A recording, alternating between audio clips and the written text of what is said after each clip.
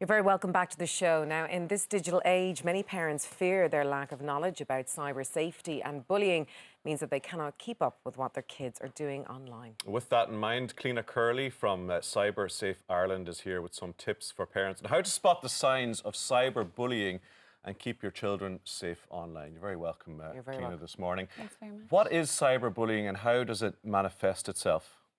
Well, we'd see, we talk to kids, usually aged between about 9 and 13 in primary schools. And it's astonishing, some of the stories that they have told us. I suppose there are some typical, incidents of cyberbullying. So, for instance, a child puts up a video or an image online, gets very nasty comments on it, and sometimes other kids will kind of row in. Join in. Yeah. Exactly, and that can be very hurtful for a child. Also, kids love social media messaging apps like Instagram, excuse me, like Uvu, Skype and Viber. And, on these apps, they can chat in groups, so a little bit like WhatsApp. They can text each other in groups. And sometimes these groups can turn very nasty as well. Sometimes they're excluding other kids. We see a lot in the gaming environment as well. Oh, do you? Yeah, I don't know how many times I've been told by kids, of things like them being followed from game to game and targeted and killed off and told, you shouldn't be at this level, you're rubbish. But in a way, how do you police that? How do you control that? I mean, obviously people aren't going to like everything at every stage, or they're not going to like everyone, and not everyone's going to write nice comments. But what deems bullying? What's the key message there? Well, I mean, I suppose cyberbullying is a little bit different to bullying in that, with bullying, it's expected that there's some repetition there, that it's happened more than once. Or it it's could not be just physical, one instant. even in that yeah, sense. in physical bullying or, face-to-face bullying. With cyberbullying, it can actually be just one incident that could be perhaps considered a cyberbullying, because if somebody, sends around a mean picture and other people comment on it and like it and share it, because so many people, have seen that and have become part of it, that could be considered cyberbullying. I mean, certainly if it's something that deeply distresses the child. If they're upset by it, then essentially it's bullying. Yeah. We want to get on to sort of how to recognise it and how to deal with it. But are we talking, is the main problem here with people that the kid knows from school or from social environment, or anonymous stuff through the gaming forums? Yeah, which is the worst? I think it's a combination. So often cyberbullying is accompanied by traditional bullying, and it might be a class group or a peer group, and cyberbullying is just part of it.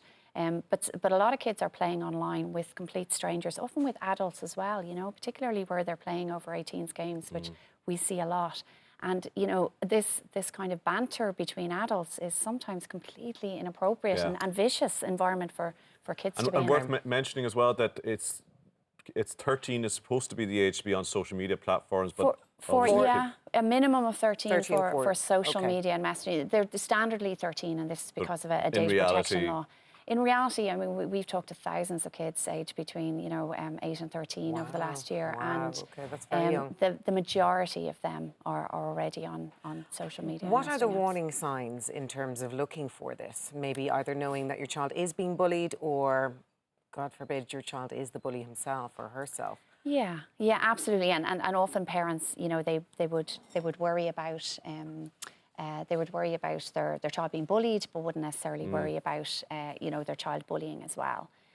So we would say, watch out for things like, if they suddenly switch screens, if they, when you come into the room, something like maybe getting upset or getting anxious or getting angry. Yeah. Yes, and that's really important, that you're spotting a change in behaviour.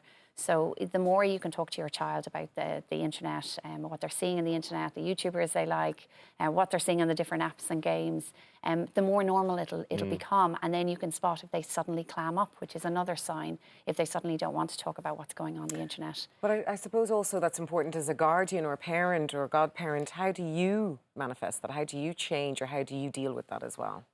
How do you deal with it if your child is being cyberbullied, or generally preventing it? I would say it is important to be thinking about it ahead, not waiting for it to happen. So certainly I would say, to parents, cyber safety and cyberbullying are very much linked. It's very important that kids are using privacy settings, that they're not sharing too much online. You know, kids that are sharing too much online and that don't have the parental supervision, they are much more vulnerable to cyberbullying. So definitely check the privacy settings, check who's on their friends list. Really important to be talking to them all the time about the impact of bullying. You know, talk about things that they might see online and how do you feel about that and how do you think the other person felt and is that okay, and that kind of conversation. Make it very clear that they can come to you at any time. The channels are open to... Yeah, And that's is it most important as well important. to, you know, take a print screen of anything in terms of negative messages, record all Absolutely, that, yeah. report it to relevant if it's school authorities? That is so important because it's very difficult for parents or teachers or whichever authorities are dealing with the issue to really know what's going on when kids are telling them different things. If they are cyberbullied, you know, very important to listen to them, to come up with options together, to let them talk and let them, you know, kind of figure out, really empower them. This is the best way to deal with this issue, and save the evidence, as you say. You know, take screenshots if it's something that somebody else has posted up or commented on. Save screenshots. Don't respond. Tends to make things that's what I was worse. going to ask you. Yeah. Should you respond? Should you fight back? Should you not? Yeah, How do yeah. you deal with that? That's hard because you probably want to, actually. It's a difficult issue, and we talk to kids as well as, you know, for standing up for other kids and not accepting bullying. The reality is online, and, you know, adults will know this as well from the trolling that can go on online. You know, if somebody says something nasty to you and you respond back, often it makes it worse. It Spirals out of escalates. control, Other Of people course, get stuck in. I'd say to kids, don't respond. And, you know, friends can support their friends by, you know, if somebody left a nasty comment on their friend's video, by then leaving a nice comment, but I wouldn't directly respond to that nasty In comment. general, Cliona, I mean, it's what we're talking about here, and it's similar with the whole area of cybersecurity with your kids, that you have to be part of your kids' online life. It can't be something that is a way that they do in their bedrooms that you don't know about. Yeah. So that when you see the signs, as you say, them getting angry or depressed by engagement, it's part of your conversation with each other.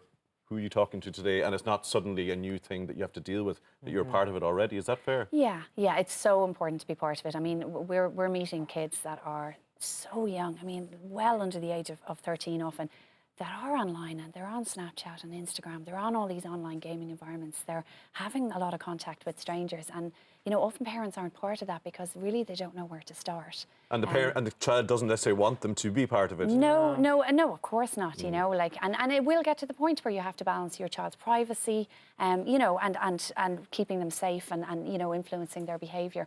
But it is really important that parents are part of it. Of course, sometimes silence is nearly the best weapon if they don't respond. Nearly a kind of...